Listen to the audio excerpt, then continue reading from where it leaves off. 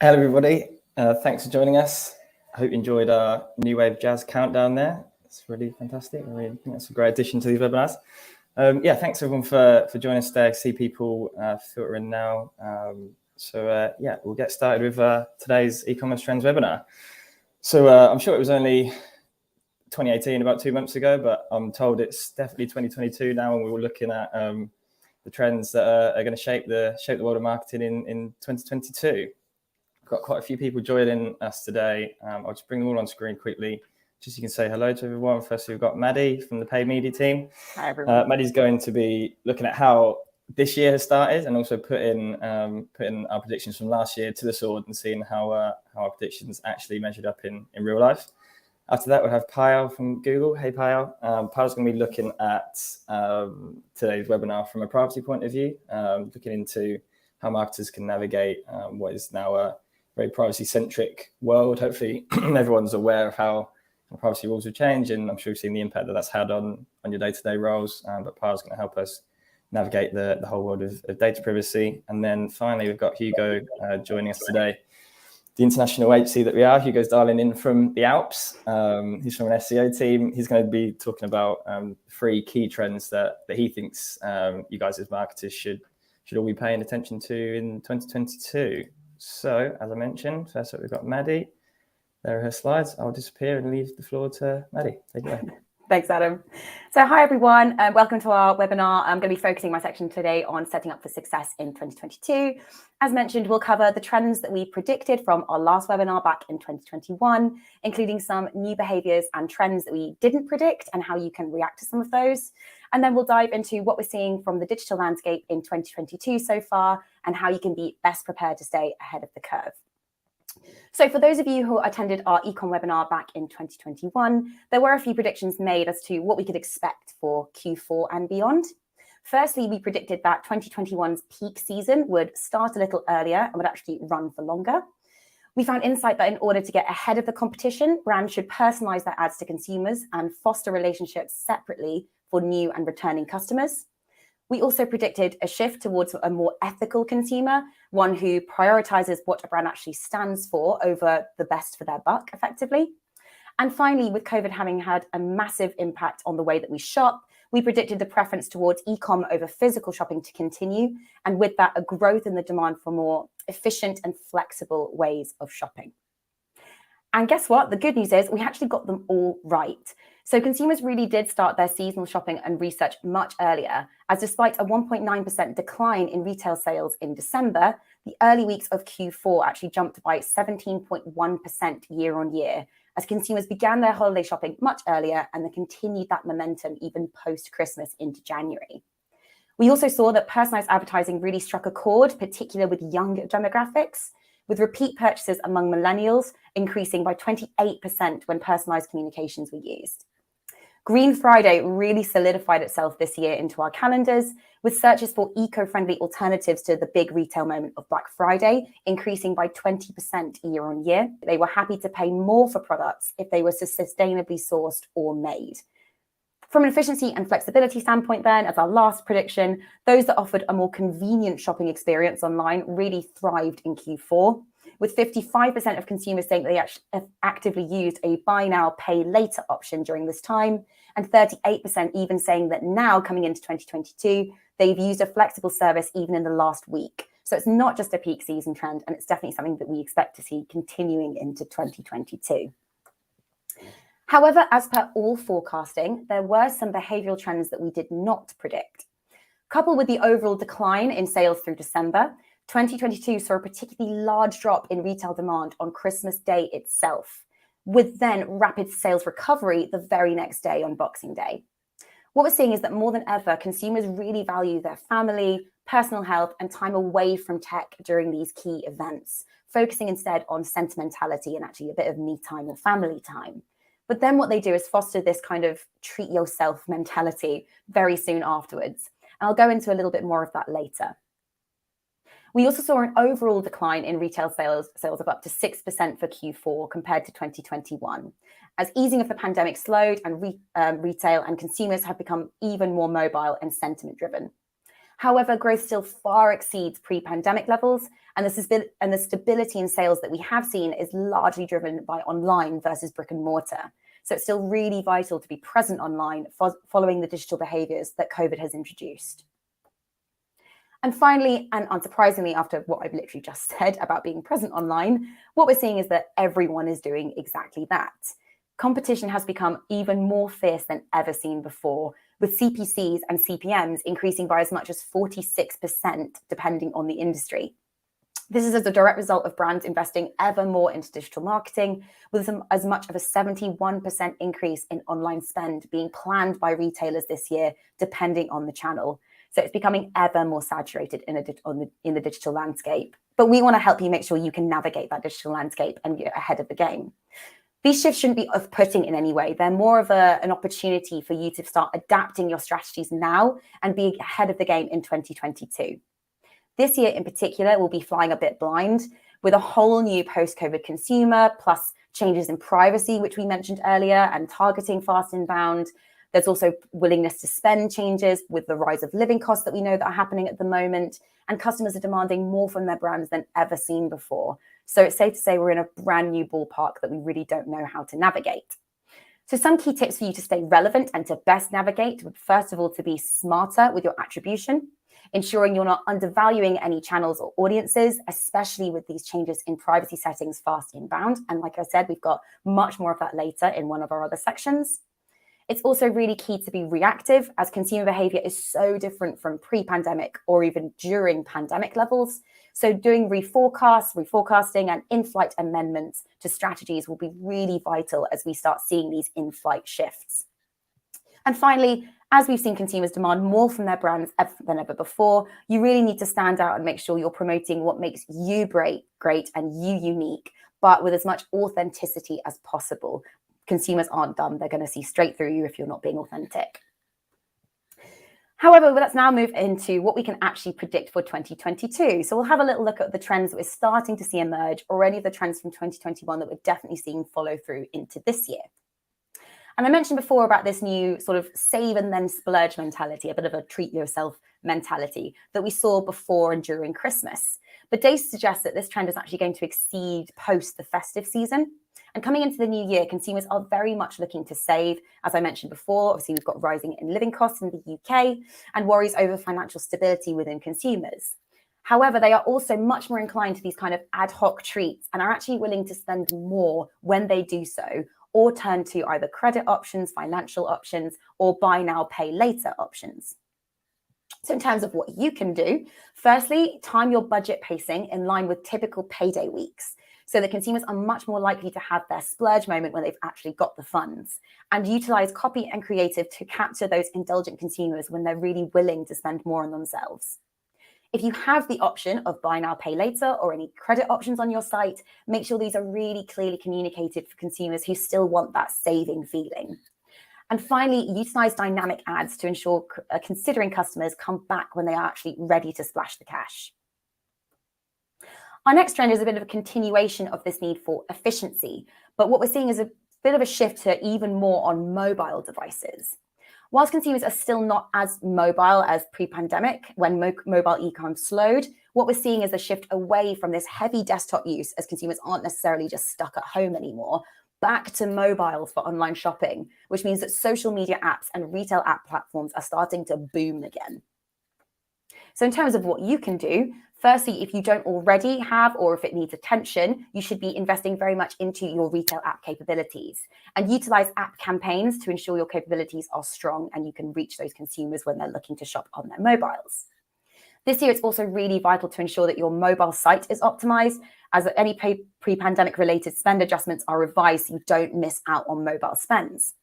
If you work with us here at Impression and you're one of our clients, you can ask one of your team to run a mobile speed test to identify if there are any opportunities or if your mobile site is optimized. Brick and mortar can also complement your mobile strategy. It doesn't mean that consumers aren't going to go to your physical stores. And so for those who are out and about, consider the use of QR codes in your shops to engage with customers post-visit. And finally, for that all-important efficiency factor, ensure quick or mobile checkout options are clearly communicated in any of your creative or copy to make sure you're streamlining conversion as much as possible for those mobile users. And our final trend of the day layers into the changes that 2022 presents to privacy and tracking, in that the way consumers find and engage with their brands online at the moment is massively changing. Now, search engines are obviously still absolutely vital to your media mix, but with competition ever increasing, brands need to be a bit smarter about their media investment and how to grow their audience and move them down the funnel into search. Last year saw that Gen Zs actually broke records by being the first generation to actually favor social media over search engines for brand discovery.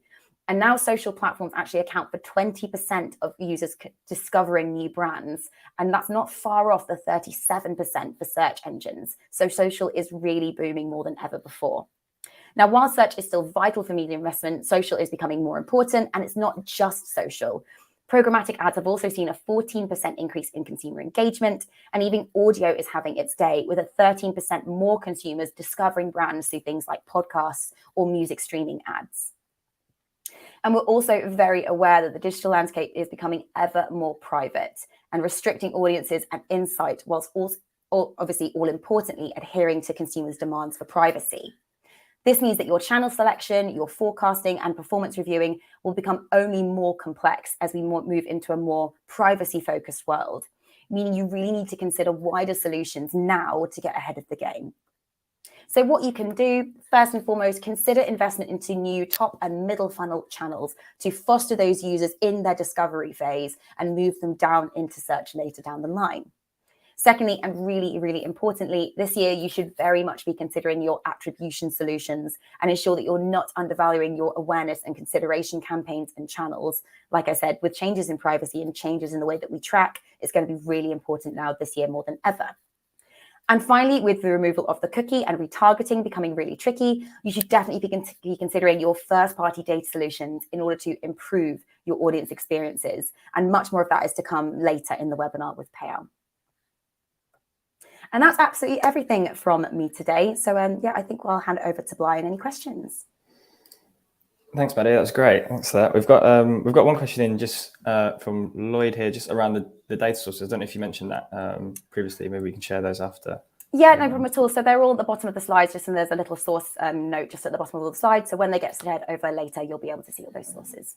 Nice, cool. Yeah, if anyone else has any questions, please do drop them into the comments box there. I've got a couple just from my side, Maddie. We probably should have rehearsed this before the webinar. Let's go for anyway. On the spot.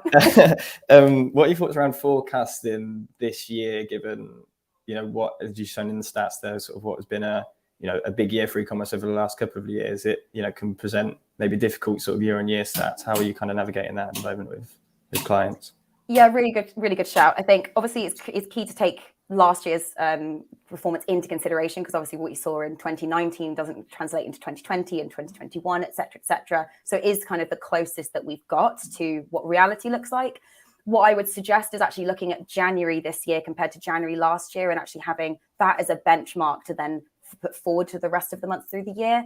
And as I said, I think really this year more than ever before, it's really key to reforecast quite regularly and make sure that you're taking into account all these different changes in consumer behavior to make sure that you're not necessarily undervaluing channels or overvaluing where maybe 2021 presented much more of an opportunity, if that makes sense. Yeah, definitely. Excellent. Great. I think Power's up next. Power, if you just want to pop your slides up, I'll bring them up on screen. There we go. There's another question here, buddy, but we can leave it to the end and see if we've got some time left over. Thanks, sure. Maddie. Oh, sorry. Maddie said no worries and thank you there, Pi. I think I cut her off a bit early. And up comes Pi. And there are your slides. So I'll hand over to Pi from here. Hi, Adam. Hi, everyone. I hope you've sailed smoothly to the middle of the week. I'm Payal, and I'm the Agency Development Manager partnering with Impression, and I work at Google. Today, I wanted to share with you more about two specific changes that impact retailers. And to make sure that I'm bringing the most important takeaways to you today, I've focused on a 3/4 rule. So if only changes that have more than 3/4 impact in the way you execute digital marketing campaigns today qualify for what we're going to discuss in the session. So this really comes down to two areas. And I think one of them is going to be pivoting to omni-channel. I know we've talked about this many years before, and I think the pandemic has taken us through different versions of lockdowns and not such big lockdowns. So this is going to be a view at how 2022 is really going to be a stabilization of some of those spikes that we saw through the last few years, and how you could pivot to a more stable omni-channel execution coming into 2022. And the second, and I know this has been top of mind for everybody, is user privacy. What needs to change in the way you're executing digital marketing campaigns today to put privacy in your users first? So diving right in, like I said, what we see in 2022 is going to be largely a shift towards stabilization, actually, as we resume closer to normal lives, but having explored more online purchasing, more online research. What does the stable state of 2022 really look like? What you see on the slides here is actually from a study conducted at Google called the State of Retail, and this is a study in which we assess annually, what are the upcoming changes for the year ahead, and you'll see here through different versions in those little curved lines, we explored online and offline channels and discovered new products through the pandemic. Now, what's important to remember is that while we're going to keep seeing changes in buying behavior, the one predominant shift that we've made in the way we buy is essentially the fact that we discover products and discover new ways of buying more online now than we did before. And if I were to put like a stat to tell you how important this is to look at, is that 73% of the growth in UK retail searches on Google actually came from users who were discovering either new products or new ways to buy the products that they want to online. So 73% of the searches really came from there. So it's a lot of the new coming into the new year. And not just has this had implications on how we research and buy products online, it has far-reaching implications on how we purchase in store and visit stores also. So 1 in 4 people said they would research more before they buy or visit a store online, which seems to be a big change from before. So people will visit stores only after being certainly informed about what they want to purchase and having some of that research already done. Taking a look at the future and the past all at the same time here. When we look to the future, the one thing that we realize is 76% of overall sales in 2025 are actually going to be omni-channel. So it's more of online and more of offline. So more omni-channel overall. And kind of looking back at the last 2 years and how important this specific piece was in defining success for a retailer was that the largest growing retailers in the world grew not just online but offline as well. So there was 45% growth online and offline for the largest retailers to the last 2 years. So moving forward, it's not is it online or is it an offline question. It's really doing well on both fronts that's going to define success for retail. At the moment, when I look at a lot of digital marketing campaigns and in the way we execute and report and measure, what you'll see is really the top segment of this slide, right? Where there's a digital marketing budget, online sales, conversions, and ROI. And at the very end, there's an omni-channel ROAS that you arrive at the end of the year reporting or end of quarter reporting. But to really successfully execute omni-channel first, offline sales, store visits, and offline ROI needs to be baked into online. The two pieces really need to start speaking to each other in the way we execute and then report out accordingly as well. The biggest piece to kind of have blended into your online campaigns is your store sales. If you're currently just executing an online only world or an offline only world and blending the two at the end, that's not the recipe for success in 2022 and beyond. It's the blended execution that will define the future. moving forward. And the deeper omni-channel execution is not just going to have an impact on how you measure, but it'll also have an impact on a more enhanced audience list, better automated bidding. Every auction is going to bake into the fact that there is a possibility of an online sale. So when someone searches for, let's say, red boots near me, it's going to take into account that a store that you have is in their vicinity and there is a propensity to buy in store. These are very valuable signals to include in your digital marketing campaign. So definitely think of importing sales data and offline data into your online campaigns for better omni-channel execution. The key benefits of having store sales, and I think this will nicely take us into privacy discussion as well, is that it'll help you understand the true value of digital marketing and the role it plays in influencing offline sales too. Second, it's going to help future-proof first-party data and measurement, and it is privacy safe by design. So one very important element to be looking at. And I think with that, we'll swiftly kind of shift gears to the next biggest change that's happening, which is the changing digital ads ecosystem and why privacy matters. To give you a few stats on why privacy is such a central piece for this year, is that when we surveyed, we realized 81% of consumers say that in the past year, they've become more concerned with how companies are using their data. On another hand, 59% say that they're not confident that their privacy is being protected by the companies that they engage with. And 48% said they would stop buying or engaging with companies that do not respect their privacy. While all of this is raising need from the users front, we're also seeing businesses that focus on this realizing a 2.7x return on their investment in privacy and better user privacy for the year ahead. So diving into what we can really do to address these privacy needs, and I'll mostly focus in on the Google aspect of how we are addressing privacy and the solutions that we've built over the last few years that are ready to implement now and have your digital marketing campaigns for 2022 be privacy centric. It's really, I'm going to segment these in three areas. The first being collect first party data and make sure that you're using the most of your business intelligence. The way this has been facilitated at the moment is through the global site tag and site-wide tagging on one hand. And second is the use of first party data. The better you know your users and the better you can inform your campaigns with that information, the better you are placed to protect your users' privacy. While we, on one hand, collect data, the second and the most important bit is really measuring this accurately. And the solutions that we built towards that is enhanced conversions, which is going to hash conversion data and make it privacy safe and ready for the platform to use. Consent mode, which I'm sure most of you all are familiar with as users. And GA4 as a platform also brings together great solutions to be able to measure accurately in a privacy first world. Lastly, and again, very, very importantly, is to make sure that you're activating with all of this information.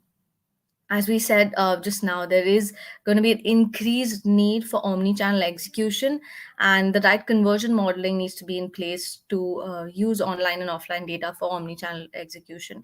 And conversion modeling in a privacy-safe world will be able to do that, like we discussed with store sales, enhanced conversions, hashing user data, and making ready for the platform to use. And secondly, also making sure that all of this is actually being acted upon via smart bidding. So absolutely do make sure that when you're looking at activating in a privacy-centric world, you're using first-party data, you're using omni-channel information to inform your smart bidding campaigns and signals. I know we discussed both of these areas in fairly wide detail, so I'll just quickly summarize with the two big takeaways that you need to have. Is one, as the world opens up again, think of executing omni-channel more deeply and include store sales in your online campaign execution. And secondly, the digital ecosystem is evolving with changing privacy needs. This needs absolute and immediate attention. using solutions like global site tags, first-party data, enhanced conversions, and more, prepare for the cookieless future. And I hope this sets you up really nicely for the year ahead. And that's it from me. Thanks, everyone. That's excellent. Thank you so much, Power. That's really good stuff in there. I think especially, let me just remove that quickly. I think especially that sort of that pathway to the first party data piece is really important. Yes, that was really, really great stuff. Thank you. And then next up, we've got Hugo. Hugo, I think I can see your slides there as well. So I'll pop you up and you take it away. Brilliant, thank you. Is that all clear on the screen? Can you see that okay? Yeah, it's great. It's all there. Brilliant. Well, thank you. Thank you, everyone, for joining. And thank you, Maddie and Payal, for two very interesting talks. And thank you, everyone, for making it this far in the webinar. Before we kind of come to the Q&A section at the end, I'll run you through some key trends in the world of SEO that we're looking to make the most of in 2022.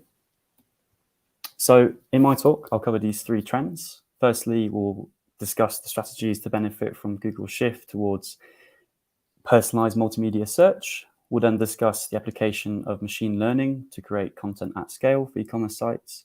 And then finally, we'll touch on the opportunities available to e-commerce sites in terms of building their digital brand entity.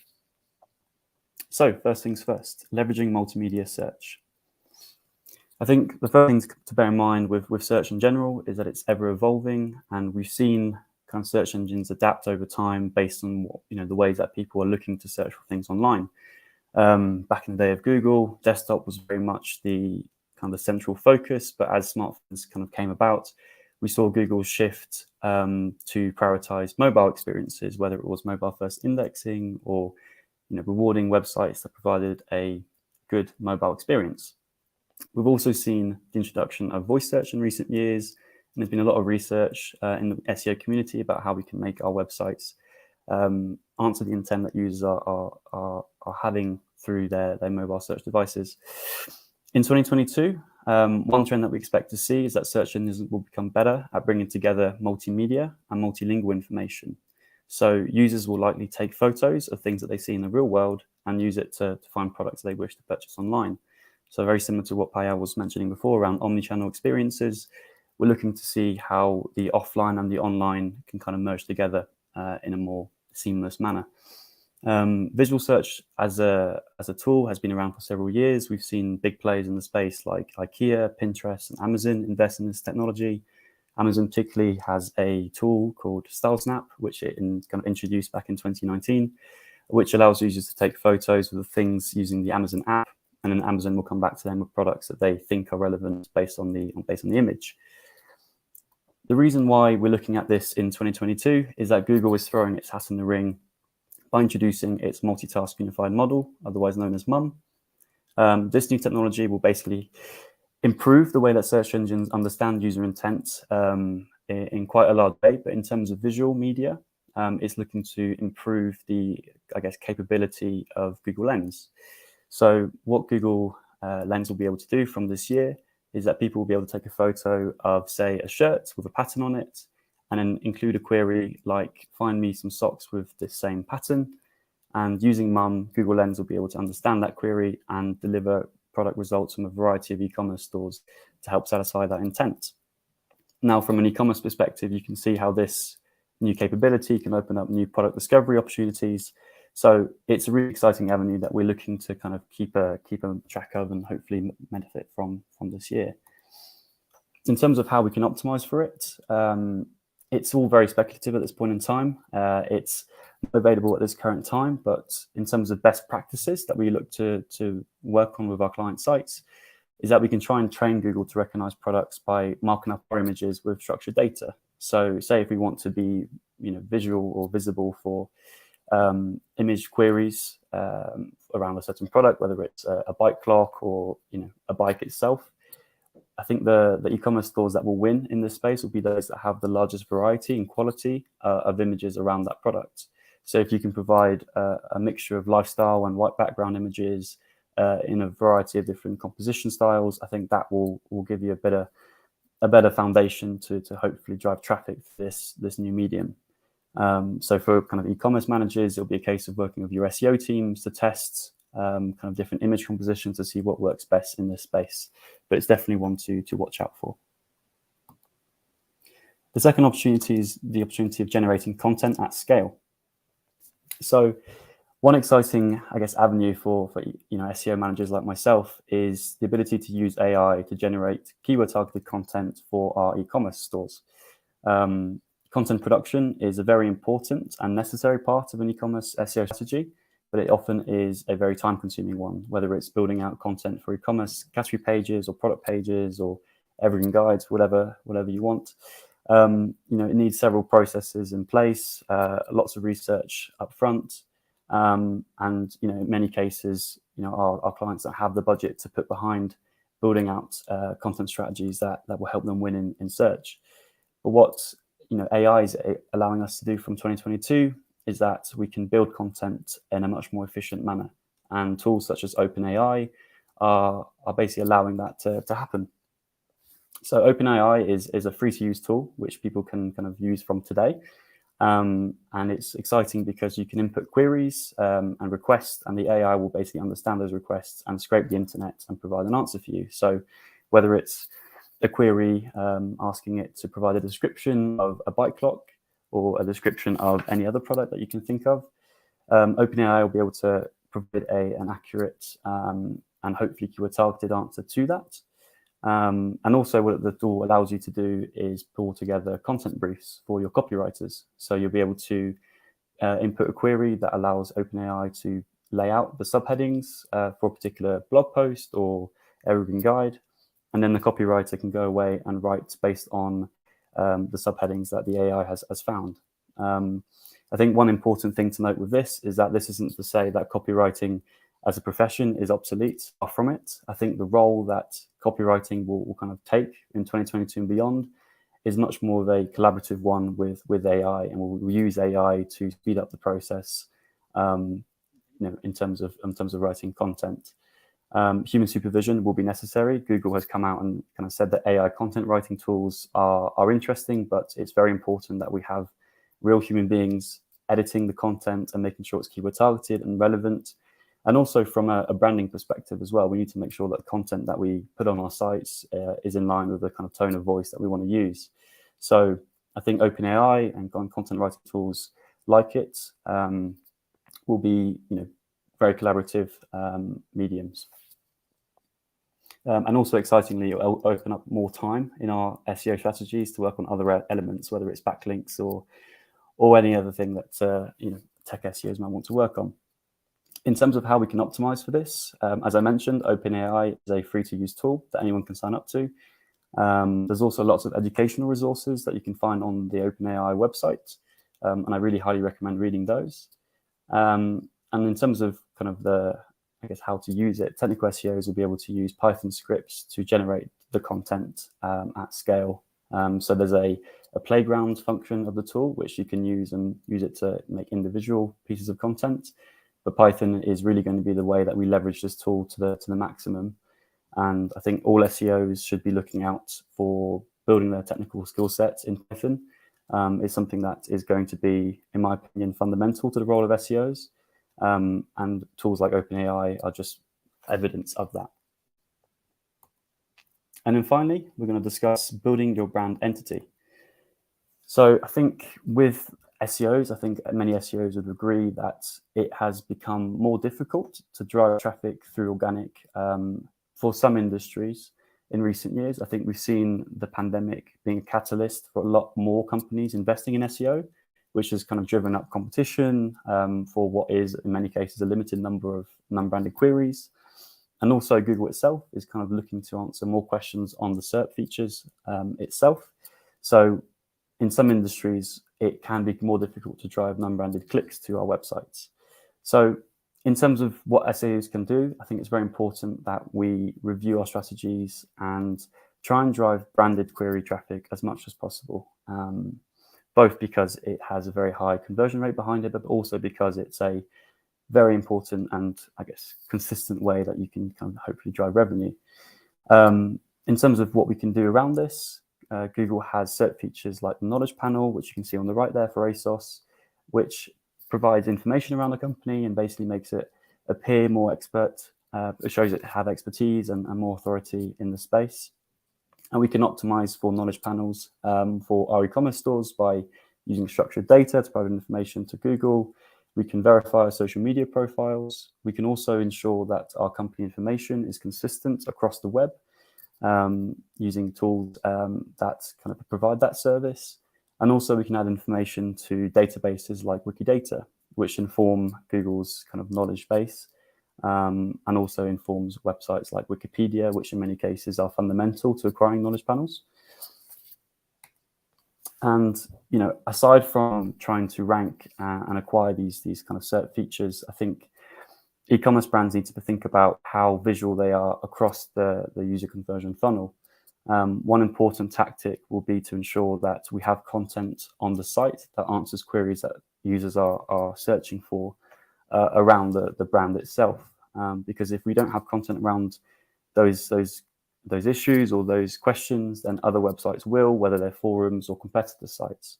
So it's very important to have content, perhaps discussing the quality of the products or kind of the production methods, because that allows you to own the narrative around your brand and hopefully increase brand affinity as well. And likewise, as I mentioned, with SEO becoming more competitive in many industries, a lot of SMEs who are trying to grow their presence online will have a very hard fight on their hands to try and rank for the kind of the top level queries in their industry, whether it's fashion or any other retail space. So I think one important tactic in that area will be to produce evergreen content guides, product guides around trends in the industry and kind of position themselves as experts to a more niche audience. So if you can provide a product guide around, say, kind of the top new trends in the tile industry or in fashion e-commerce, then you're going to be much more likely to rank, and having your brand present there is going to hopefully increase brand traffic in the medium to long term as well. And that is everything from me. So thank you very much for your time. I'll hand back over to Adam. Thanks, Hugo. That was really, really good. I think a great end to today's today's talks. I'll just going to bring everyone back on screen. So we've had quite a good question coming from Lloyd here. So I'll just pop this question up. I think probably Hugo best to take this first, because I think it kind of feeds into a lot of what you said there. I think it's a good question, and I think one we could discuss for quite a while, to be honest. But yeah, Lloyd's asking how important is kind of that aspirational content, I guess that more kind of brand entity focused content that you talked about. How important is that on a website when users are often discovering through social, or maybe through things like Google Shopping? Should an e-commerce site be focused mainly on, or even entirely on, that lower funnel, kind of getting that transaction over the line piece, rather than kind of maybe some of the other sort of upper funnel parts that we maybe look at as marketers? Yeah, so I definitely think that kind of e-commerce sites shouldn't be used solely for that lower funnel kind of focus. I think there's a lot of opportunity in the informational space at the top of the funnel in e-commerce, especially in SEO. That's where a lot of the volume of search is. And as kind of Maddie was mentioning before, around the real surge in the use of paid social to drive kind of brand awareness, I think SEO has a part to play in that as well, as do other channels. So I think aspirational content is essential to an e-commerce site, no matter what size or industry.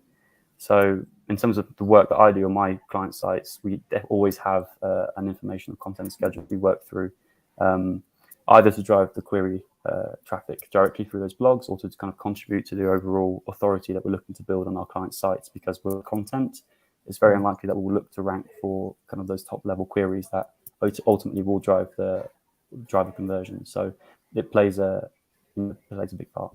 Nice, yeah. And I guess, Paul, you talked, didn't you, a bit about the research that consumers will be doing? I think you said 1 in 4 said they'll do more research now than before. And I guess that feeds into it too, right? You can bring someone on site through a social ad or a shopping click, but I mean, are we thinking they may be less likely to convert immediately than they were before, and that research is going to play a big piece in it?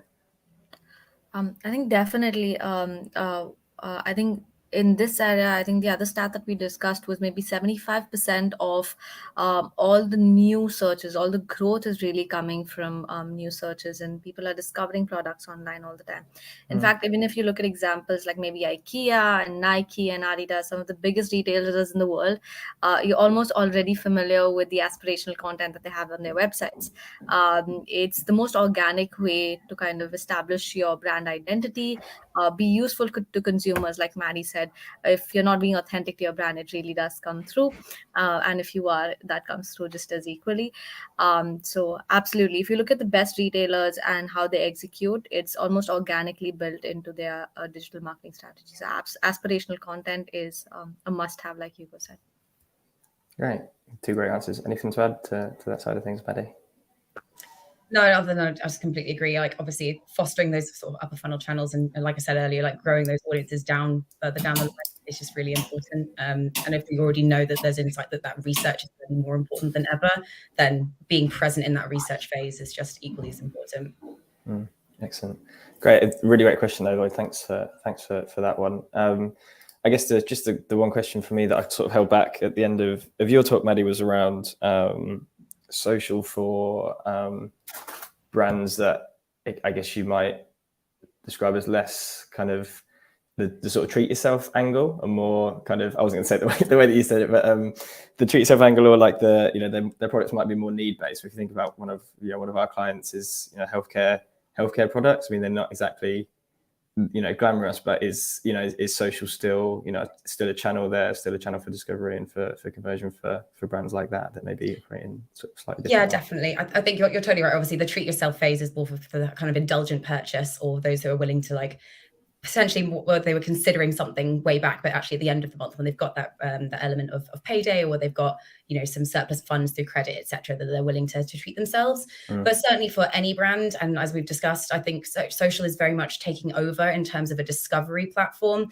That's how that I showed earlier about Gen Z actually overtaking in terms of how they discover through social much more than they do even through search. I think regardless of your industry, I think social is still very much vital within that kind of discovery and research phase for actually find your brand and then come back later down the line.